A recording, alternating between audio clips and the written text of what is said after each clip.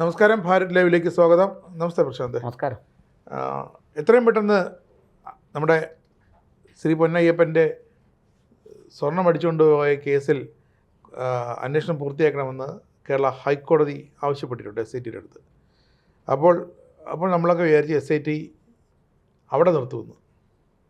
എവിടെ ഇതുവരെയുള്ള പ്രതികളെ വെച്ച് തട്ടിമുട്ടിയൊക്കെ ഒരു കുറ്റപത്രം. പക്ഷെ അത് കുറ്റപത്രം കൊടുത്താലും അത് ആഭ്യന്തര വകുപ്പ് അംഗീകരിക്കണം. DGP റവണ ചന്ദ്രശേഖർ അത് അംഗീകരിക്കണമെന്ന് ഇല്ല. കാരണം അത് ആഭ്യന്തര മന്ത്രിയുടെ ഓഫീസിലേക്ക് പോയതിനു ശേഷം മാത്രമേ അത് നിർണായകമായ വളരെ സെൻസിറ്റീവായ കേസായിട്ടുണ്ട്. പക്ഷേ ഇത്രയും കാലം പിടികൊടുക്കാതെ കള്ളനും പൂച്ചയും കളിച്ചു കിടന്ന ഒരാളിപ്പോൾ അകത്താണ്, അല്ലേ? ഒരാളിപ്പോൾ അകത്താകാനുള്ള ഏതാണ്ട്.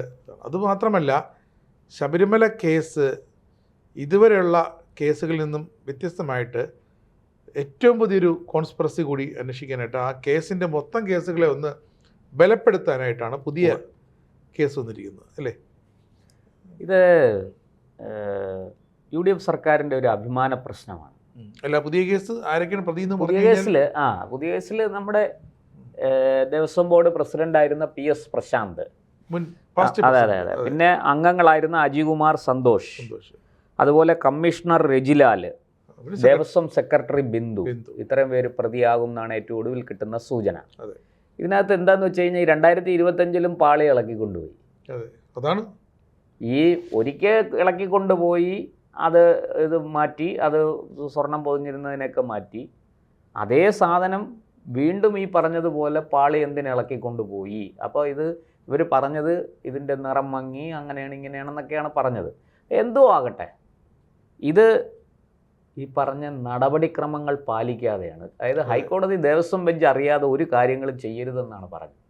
പക്ഷേ ഹൈക്കോടതി ദേവസ്വം ബെഞ്ചിനെ അറിയിച്ചില്ല, ആരെയും അറിയിച്ചില്ല. അവിടെ ഉണ്ടായിരുന്ന സ്പെഷ്യൽ കമ്മീഷണർ ആയ ജഡ്ജ് ജയകുമാർ സാർ, അല്ലേ, അദ്ദേഹത്തിനാണ് ഈ വിഷയത്തിൽ, അദ്ദേഹമാണ് നിലപാടെടുത്തത്. അദ്ദേഹമാണ് ശക്തമായ പ്രതിഷേധം ഉയർത്തിക്കൊണ്ട് നടപടികളിലേക്ക് പോയത്. അദ്ദേഹമാണ് 2025 ഇളക്കിക്കൊണ്ടുപോയി എന്നുള്ളത് ഇതുവരെയുള്ള അന്വേഷണ പരിധിയിലൊന്നും വന്നിട്ടില്ല. കാരണം അപ്പോഴും തനിക്ക് ഇതിലൊന്നും പങ്കില്ല, താനിരുന്ന കാലത്ത് ഞാനൊന്നും അറിഞ്ഞില്ലേ രാമനാരായണൻ എന്ന മട്ടിലായിരുന്നു. ഞാൻ അതിനുശേഷമാണ്. ഇതിനകത്ത് മറ്റൊരു പ്രധാനപ്പെട്ട കാര്യമുണ്ട്. നോക്കൂ, പിണറായി സർക്കാരിൽ ദേവസ്വം ബോർഡ് ഭരിച്ചിരുന്നവരെല്ലാം സത്യത്തിൽ അയ്യപ്പ ഭക്തരാണോ? അല്ല. അവരയ്യപ്പ ഭക്ത, ഇപ്പം കടകംപള്ളി സുരേന്ദ്രൻ അയ്യപ്പ ഭക്തി ഉണ്ട് എന്ന് പറഞ്ഞാൽ എനിക്ക് വിശ്വസിക്കാൻ കുറച്ച് പ്രയാസമുണ്ട്. VN വാസവന് അയ്യപ്പസ്വാമിയിൽ ഭക്തിയുണ്ട്, ശബരിമല ഭക്തനാണ്, കൃത്യമായി ഞാൻ മല ചവിട്ടുന്ന ഒരാളാണ് എന്നൊക്കെ VN വാസവനെ കുറിച്ച് പറഞ്ഞാൽ അതും നമുക്ക് വിശ്വസിക്കാൻ ഒരല്പം പ്രയാസമുണ്ട്.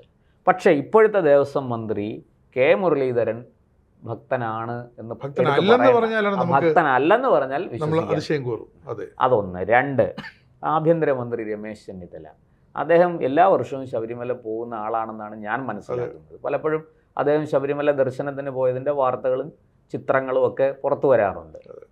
ഈ സോഷ്യൽ മീഡിയ വരുന്നതിന് മുമ്പ് പത്രങ്ങളിൽ തന്നെ ഞാൻ പലതവണ കണ്ടിട്ടുണ്ട്. K മുരളീധരൻ കെട്ടും കെട്ടി മലയ്ക്ക് പോയതിൻ്റെ ചിത്രങ്ങൾ വന്നിട്ടുണ്ട്. അപ്പോൾ ഇവരൊക്കെ വിശ്വാസികൾ കൂടിയാണ്. അതുകൊണ്ട് തന്നെ അവർക്ക് ശബരിമലയോട് ഒരു ഇൻറ്റിമസി ഉണ്ട്, അവർക്കൊരു ആത്മാർത്ഥതയുണ്ട്. അവരുടെ ആ ഭക്തി, അയ്യപ്പനിലുള്ള ഭക്തി തീർച്ചയായിട്ടും അവരെ കൊണ്ട് ഈ കേസിൽ നടപടികൾ എടുപ്പിക്കും എന്ന് തന്നെയാണ് ഞാൻ കരുതുന്നത്. പിന്നെ മുഖ്യമന്ത്രി VD സതീശനും അതുപോലെയുള്ള ഒരാളാണ്. അദ്ദേഹം അയ്യപ്പ ഭക്തനാണ്, ക്ഷേത്രത്തിൽ പോകുന്ന ആളാണ്, ക്ഷേത്ര വിശ്വാസിയാണ്. അപ്പോൾ അങ്ങനെ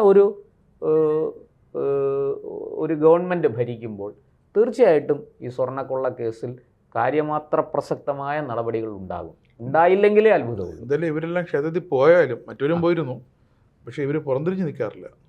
പുറംതിരിഞ്ഞ് നിൽക്കാറില്ല. അതിലൊക്കെ ഒരു മാന്യത ഉണ്ടായിരുന്നു. നമ്മുടെ K രാധാകൃഷ്ണൻ മന്ത്രിയായിരുന്നു. അതെ, അദ്ദേഹം കുറച്ചുകൂടെ മാന്യത, പെരുമാറ്റത്തിലൊക്കെ ഒരു മാന്യത. അദ്ദേഹം പൊതുവെ വ്യക്തിപരമായിട്ട് ആ ഒരു വ്യക്തിയിലുള്ള ചില ഗുണങ്ങളുണ്ടല്ലോ, അതാണ് അവിടെ.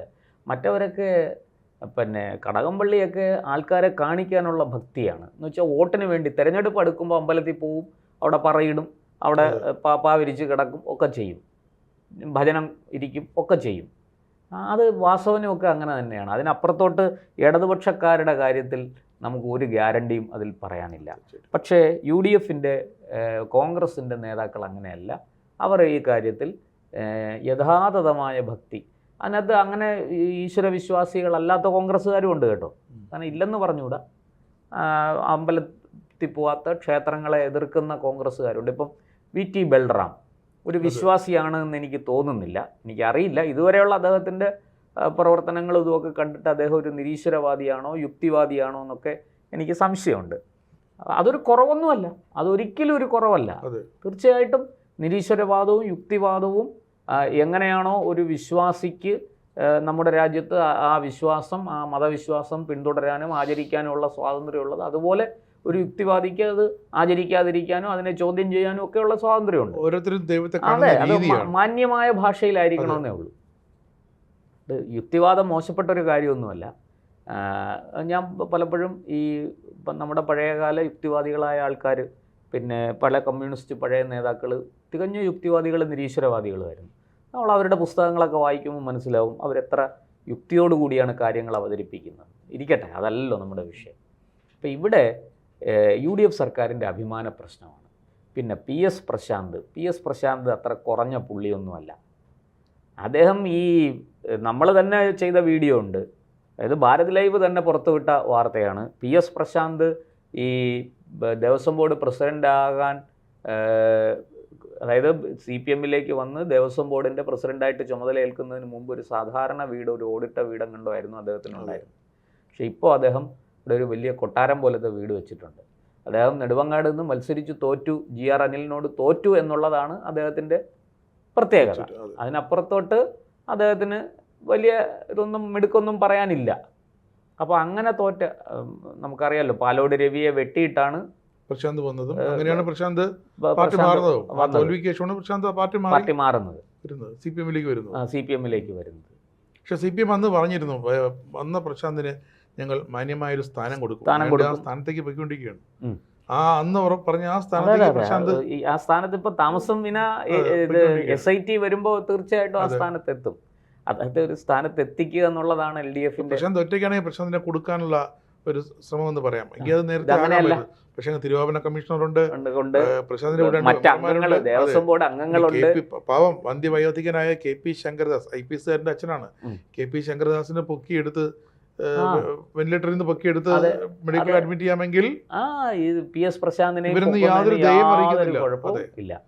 അപ്പൊ അതുകൊണ്ട് ഇവിടെ നമുക്ക് നമ്മുടെ മുന്നിൽ വരുന്ന പ്രശ്നം, നമുക്ക് മനസ്സിലാകുന്നൊരു കാര്യം, ഈ പറഞ്ഞതുപോലെ ദേവസ്വം ബോർഡ് പ്രസിഡന്റ് ആകുന്നതിന് മുമ്പ് വരെ പ്രശാന്തിൻ്റെ ഒരു നിലവാരവും അതിനുശേഷമുള്ള പ്രശാന്തിൻ്റെ സാമ്പത്തിക നിലവാരവും അജഗജാന്തരമാണ്.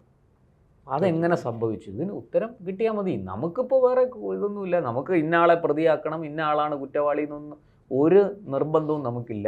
പോലീസ് അന്വേഷിക്കട്ടെ, അന്വേഷിച്ച് കോടതിയിൽ വിവരം എത്തട്ടെ, കോടതി തീർപ്പ് കൽപ്പിക്കട്ടെ ആരാണ് പ്രതി, പ്രതിക്ക് എന്ത് ശിക്ഷ കൊടുക്കണം എന്നൊക്കെയുള്ളത്. എന്തായാലും സ്വർണം നഷ്ടപ്പെട്ടു എന്നുള്ളത് സത്യമാണ്. അത് കവർച്ച ചെയ്യപ്പെട്ടു, കൊള്ളയടിക്കപ്പെട്ടു, നഷ്ടപ്പെട്ടുകൊണ്ടേയിരുന്നു. അതെ, തുടർച്ചയായിട്ട് തൊണ്ടി മുതൽ കണ്ടെത്താനായിട്ടില്ല. ഇതുവരെ ഒരു തരി സ്വർണം പോലും കണ്ടെത്താനായിട്ടില്ല. ജയറാമിന്റെ വീട്ടിൽ ജയറാം എന്ന അന്നെങ്കിലും നടൻ ജയറാമെങ്കിലും വന്നത് അധികാരികളൊന്ന് അറിയിച്ചിരുന്നെങ്കിൽ ഇതിൻ്റെതാ ഒരു കോമൺ സെൻസ് അല്ലേ? ഇപ്പം നമ്മുടെ വീട്ടിലേക്ക് അയ്യപ്പൻ്റെ കട്ടള എന്ന അയ്യപ്പൻ്റെ സ്വർണ്ണപ്പാളി ഇതാ കട്ടളായിക്കൊണ്ട് വരുന്നു എന്ന് പറഞ്ഞാൽ നമ്മൾ ചോദിക്കില്ലേ, ഭഗവാനെ ഇത് അവിടുന്ന് മോഷ്ടിച്ചോ? എന്താണെന്നറിയാമോ, നമ്മുടെ സ്വാർത്ഥതയും നമ്മുടെ അത്യാഗ്രഹങ്ങളും ഒക്കെയാണ് നമ്മളെ കൊണ്ട് ഇതൊക്കെ ചെയ്യിക്കുന്നത്. എനിക്ക് കൂടുതൽ പണം, പേര്, പ്രശസ്തി, സ്ഥാനമാനങ്ങൾ, പദവി, ഇതൊക്കെ ആഗ്രഹിക്കുന്നവരാണ് ഈ വളഞ്ഞ വഴിയിലൂടെ കാര്യങ്ങൾ ചെയ്യാൻ ശ്രമിക്കുന്നത്. അപ്പോൾ അവർക്ക് അതിനൊക്കെ ഒരു രഹസ്യാത്മകത ഉണ്ടാവും. ഇതൊന്നും ഇല്ലാത്തവർക്ക് അതൊന്നുമില്ല. എന്തായാലും ഇത് ഒരുക്കാൻ കൊണ്ടുവന്നു പോണ വഴിക്ക് 10 പേരെ വീട്ടിൽ കൊണ്ട് പണവും വാങ്ങിച്ചിട്ട് ഉരുക്കിയും കളയാം. ഉരുക്കി സ്വർണം അടിച്ചു മാറ്റാം. പക്ഷെ ഇവർക്കൊക്കെ ജീവപര്യന്തം ജയിലിടിഞ്ഞാലും ഇവരൊന്നും പുറത്തിറങ്ങരുത്. കാരണം ഇവരൊക്കെ ഇറങ്ങി ഇനി ഇതേ തട്ടിപ്പ് തന്നെ ചെയ്യും. അതെ. അതുകൊണ്ട് ഇവിടെ വളരെ കൃത്യമായിട്ട് ഈ SIT അന്വേഷണം പൂർത്തിയാക്കട്ടെ. പ്രശാന്തിനുള്ള കുരുക്ക് വളരെ നേരത്തെ മുറുകിയിരുന്നതാണ്. അത് കഴിഞ്ഞ സർക്കാരിൻ്റെ കാലത്ത് പ്രശാന്തിനെ തൊടാൻ അറച്ചു നിന്നു. കാരണം അത് പ്രശാന്തിനെ തൊട്ടാൽ മറ്റു പലരിലേക്ക് പ്രശാന്തിനെയൊക്കെ ചോദ്യം ചെയ്ത് വിട്ടയച്ചു. കടകംപള്ളി സുരേന്ദ്രനെ ചോദ്യം ചെയ്ത് വിട്ടയച്ചു. പക്ഷേ പത്മകുമാറിനെ ചോദ്യം ചെയ്ത് വിട്ടയക്കാൻ പറ്റിയില്ല. പത്മകുമാർ കുരുങ്ങി, ശങ്കർദാസ് കുരുങ്ങി, മറ്റു പലരും കുരുങ്ങി. പക്ഷേ ചിലരൊക്കെ ഭാഗ്യം കൊണ്ട് അന്ന് രക്ഷപ്പെട്ടു. അങ്ങനെ രക്ഷപ്പെട്ടവർ ഇപ്പോൾ അവരെ നിർഭാഗ്യം പിടികൂടിയിരിക്കുന്നു എന്നുള്ളതാണ് അറിയേണ്ടത്.